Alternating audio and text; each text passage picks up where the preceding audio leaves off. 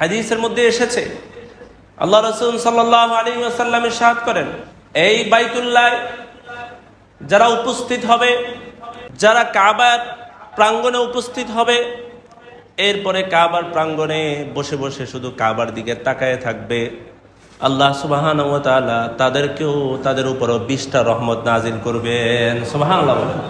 কোনো ইবাদত করছে না, না নামাজ পড়ছে, না তাওয়াফ করছে, শুধু কাবার দিকে তাকায় আছে।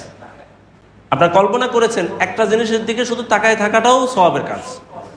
সেটা কি? বাইতুল্লাহ। সেটা কি? বাইতুল্লাহ। শুধু তাকায় আছেন, না মুখে জিকির করছেন, না নামাজ পড়ছেন, না তাওয়াফ করছেন, বাস এমনি তাকায় আছেন। এই যতক্ষণ তাকায় আছেন ততক্ষণ আপনার প্রতি আল্লাহ তাআলার রহমত নাযিল হচ্ছে। ইন্নাল্লাহ তাআলা ইয়ানজিলু কুল্লা ইয়াউমিন 20 ওয়া 100 রাহমাহ। আল্লাহ তাআলা প্রত্যেক দিন প্রতিদিন এই কাবার উপর 120টি রহমত নাযিল করেন।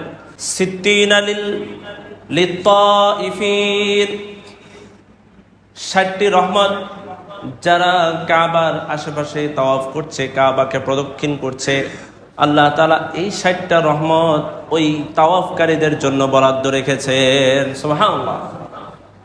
ওয়া 40 লিল মুসাল্লিন, আর কাবার প্রাঙ্গণে গিয়ে যারা নামাজ পড়ছে সেই 120টি রহমতের মধ্যে আল্লাহ তাআলা তাদেরকে 40টি রহমত দান করেন।